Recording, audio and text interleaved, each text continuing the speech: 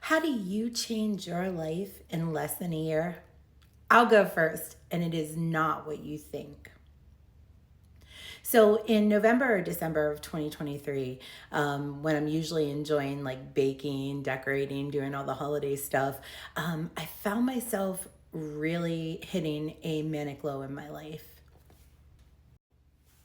And when I say manic low, I mean like the bottom of depression. Like I bottomed out. I was just hopeless. I was desperate. Don't worry, I do have an amazing husband who was able to pull me off the ledge. So if you're like an alpha boss Cancer female like I am, a badass moon goddess, there's three things that you do. You bottle your emotions, you never ask for help, and you hate being the damsel in distress. And that's totally me. Ask my family and friends. So Scott, obviously, like I said, he pulled me back from the ledge and I needed to take some time to heal. So I laid on the couch for probably 2 weeks. I gained about 20 pounds of emotional stress eating weight. I cried so much. And I hit my depression playlist. I don't know what it is for you guys, but mine is like The Notebook, Fried Green Tomatoes, P.S. I Love You. But if you grew up in an alcoholic household like I did, then Divine Secrets of the Yaya Sisterhood is the like goat of all the depression movies. So that's what I watched, and I cried until my face turned into a freaking puffer fish. I cried until the well was dry, right? But again, like I'm alpha. So then when it all comes out, what do you do next? You hit your Bad B playlist. My Bad B playlist always has Practical Magic on it. That just gets me going. I don't know why, because they kill somebody. Anyways, they unalive somebody. I don't know if that is what it is. But that's what gets me going. There's a couple other ones. Mad Money is one of them. Whip It. I love Whip It. Any, aggressive, whatever. It's just, it gets me going. But this didn't get me going. Like, it didn't. Like, these movies weren't pulling me up out of my depression. And I was also processing turning 49 at this point.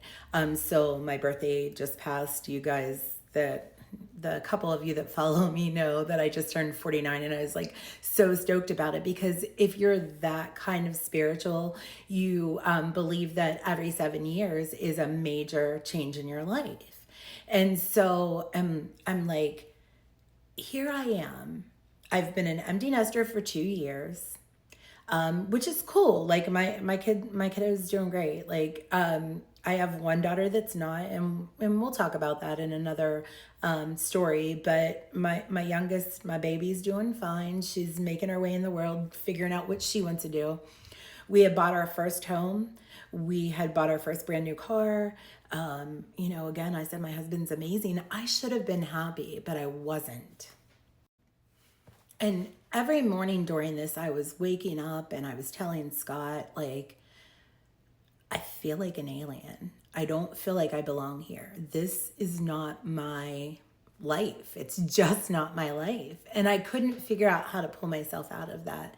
And hopefully, if you've ever been there and you don't have a support system like I do, you do seek therapy. I actually got therapy for this very reason, and my therapist was uber cool, but we'll talk about that in another episode. I was trying to hire him to come on the podcast with me and do an unpacking of so much of, why I am Alanna's Bananas. Why is Alanna Bananas?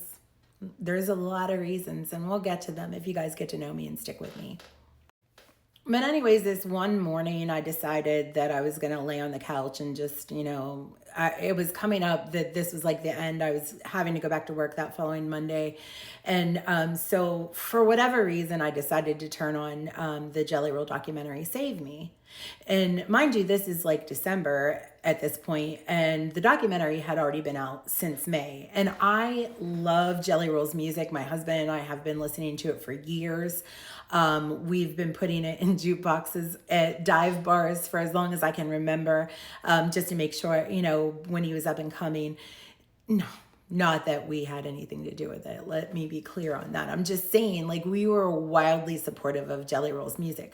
But before I even knew Jelly Roll's music, I had already been following Bunny on X, which was still Twitter back then.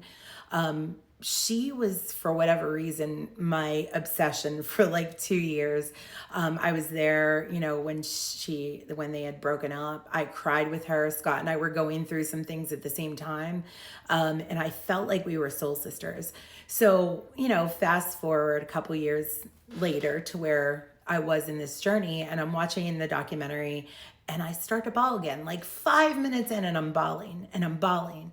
But I'm watching the documentary, and I'm starting to like feel that fire, right? I'm getting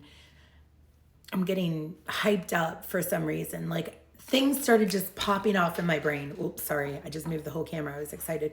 So my brain started firing off, and I go out to my dining room, which some of you guys may know is our studio, right?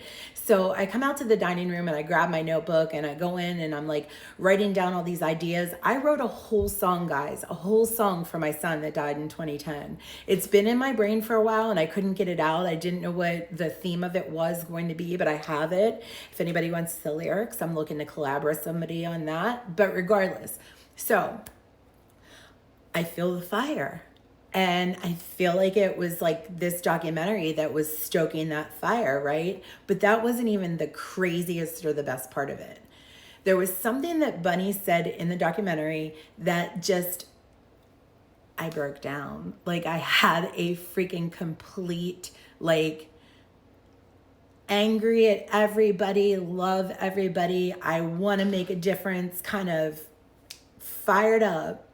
And here I am. It's late July, right? 2024. The first episode of our podcast drops on 8/8. And it was because saved me. And I'm going to tell you exactly what she said in the next part of this series and how this whole thing started to come into fruition after I heard what she had said. So if you want to know what Gilded Trash really is about, you may have heard us drop a trailer or two. I've been not leaking, but I've been giving you guys some B-rolls.